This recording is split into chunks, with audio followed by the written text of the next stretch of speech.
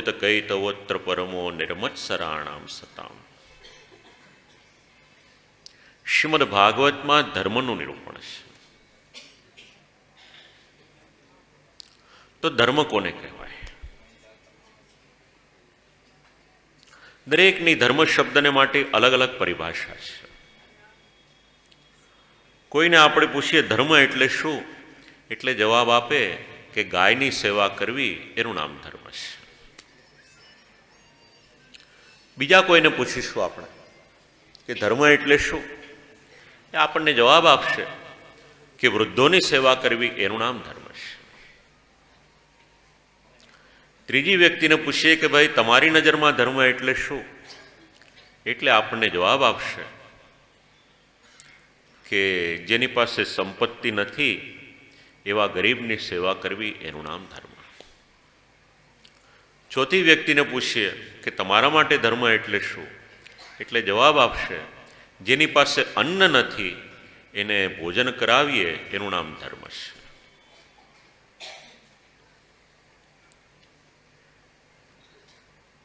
ઘણી વખત એવું થાય છે કે આપણે દેહ ધર્મમાં અટવાયેલા રહીએ છીએ, પણ જો આપણે બ્રહ્મ સંબંધ લીધા તો આપણો ધર્મ શું? તો શ્રી મહાપ્રભુજીએ તમને ને મને આપણો ધર્મ સમજાવ્યો કે પુષ્ટિજીવનો સર્વપ્રથમ આત્મધર્મ કોઈક હોય તેનું નામ છે કૃષ્ણ સેવા સદા કાર્ય. અને એટલા જ માટે આજ્ઞા કરી સર્વદા સર્વભાવેન ભજનીયો વ્રજાધિપા.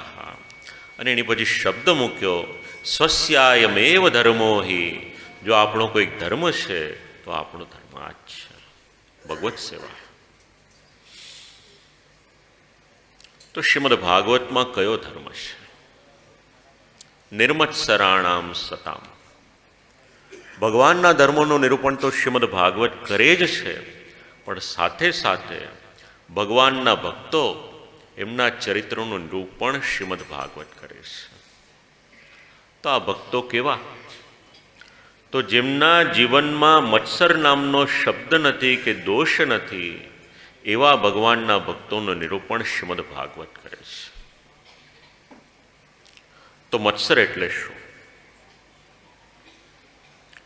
આપ લોકો સમજી શકો એ ભાષામાં વાત કરું. શાસ્ત્રની ભાષા જરા બાજુ પર રાખીએ. ટેલિવિઝન પર એક એડવર્ટાઇઝમેન્ટ આવતી હતી.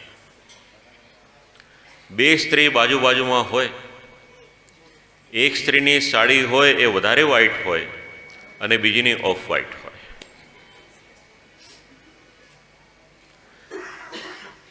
એટલે જેની સાડીનો રંગ એ પૂર્ણ રીતે સફેદ ન હોય એ બીજાને ઈર્ષા કરે.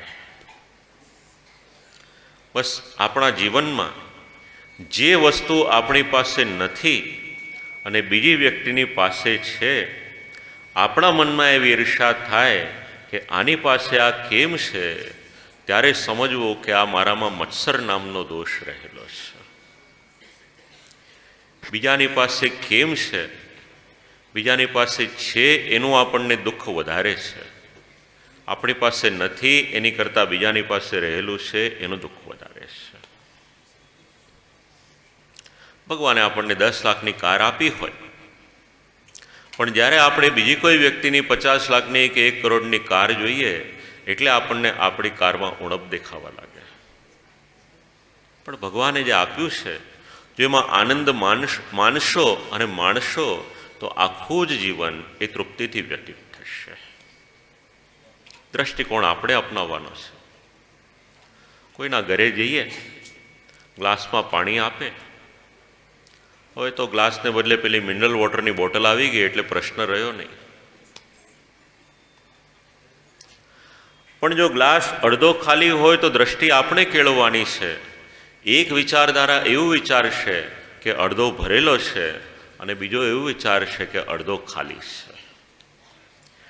ભરેલું છે વિચારશે તો આખું જીવન એનું ભરેલું રહેશે, અને ખાલી છે એવું વિચારીશું તો જીવનમાં ડગલે ને પગલે ખાલીપો લાગ્યા કરશે.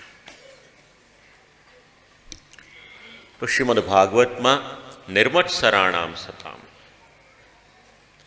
જેના જીવનમાં અદેખાઈ નથી એવા ભગવાનના ભક્તોના ચરિત્રો છે.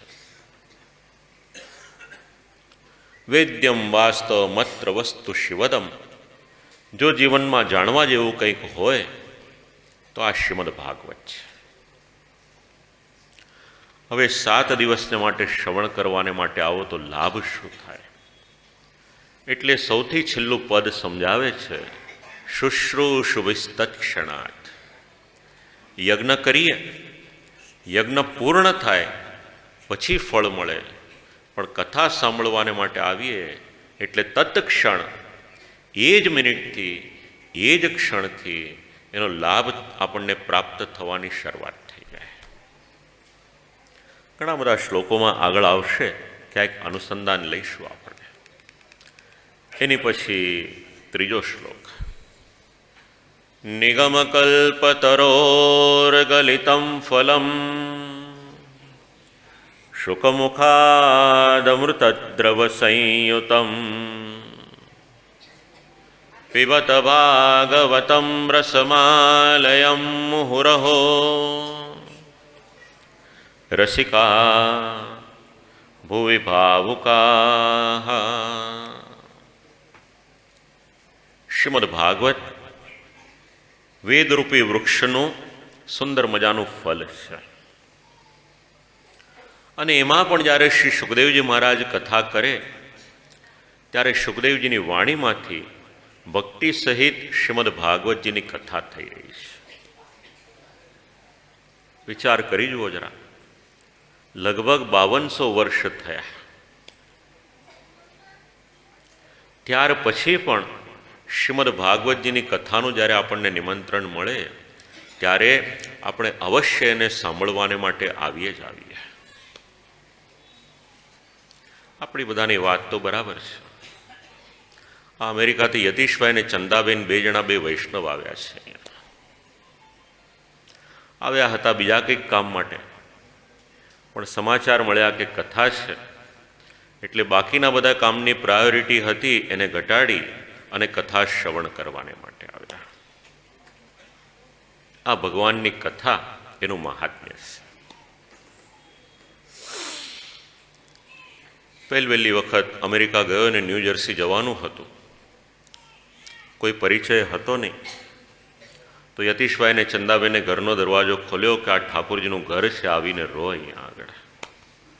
આનું નામ વૈષ્ણવ.